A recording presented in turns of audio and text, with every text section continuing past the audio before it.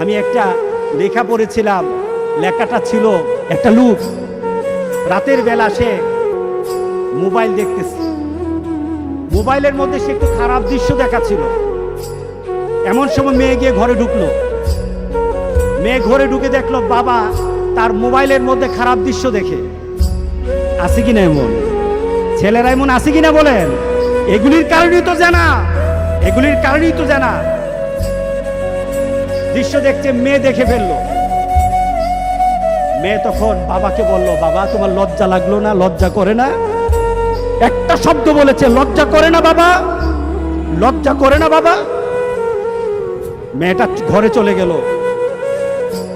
সেই বাবা যন্ত্রণায় ভুগতে আরম্ভ করলো, আরে আমার মেয়ে দেখে ফেললো, আমার মেয়ে কি কথাটা বলেছে, লজ্জা করে না বাবা।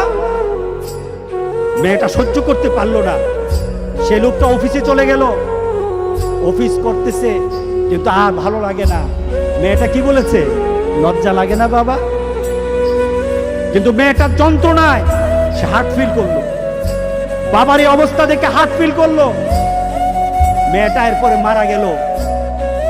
বাবা যখন বাড়িতে ফিরে আসলো, মেয়েটা বাবার মাথাটা নোয়া, লজ্জিত একটা মুখ।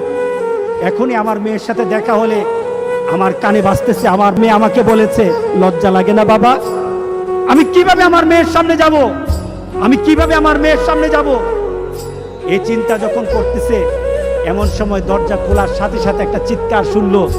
স্ত্রী চিৎকার বলতেছে, আমার মেয়েটা মারা গেছে, আমার মেয়েটা মারা গেছে। বাবার কানে তখন বাজতেছিল রাতের কথা, লজ্জা লাগে না বাবা। তার দাফন হলো, তার জানাজার ব্যবস্থা হলো। দাফন করার সময় মেয়েটাকে যখন কবরের মধ্যে দাফন করে দেয়, কবরের মধ্যে রাখা অবস্থায় বাবা একটা চিৎকার করার কথা ছিল। মেয়েটা তো চলে যায়, বাবা চিৎকার করার কথা ছিল, বাবা চিৎকার করে নাই, বাবা হেসে দিয়েছে। বাবা হেসে দিল। তাকে জিজ্ঞাসা করলো, তুমি হাসছো কেন? আমার মেয়েটা চলে গেছে, আমার কলিজার টুকরাটা চলে গেছে, কিন্তু আমার জীবনের মধ্যে একটা আঘাত দিয়ে পরিবর্তন করে গেছে। যেই নীতিতে আমি আমার চরিত্রকে নষ্ট করছি, আমার ঈমানকে নষ্ট করে দিতেছি, আমার মেয়েটা হারিয়ে ফেলেছি, কিন্তু আমি আমার আখিরাতকে বুঝে ফেলেছি, আমি আমার আখিরাতকে বুঝে ফেলেছি। আজকে সমাজের যারা প্রিভেন্টিভ করছেন না, আপনি চিন্তা করছেন আপনার মেয়েটা কিন্তু একদিন আপনার জন্য বিপদ হয়ে যাবে, আপনার জন্য বিপদ হয়ে যাবে।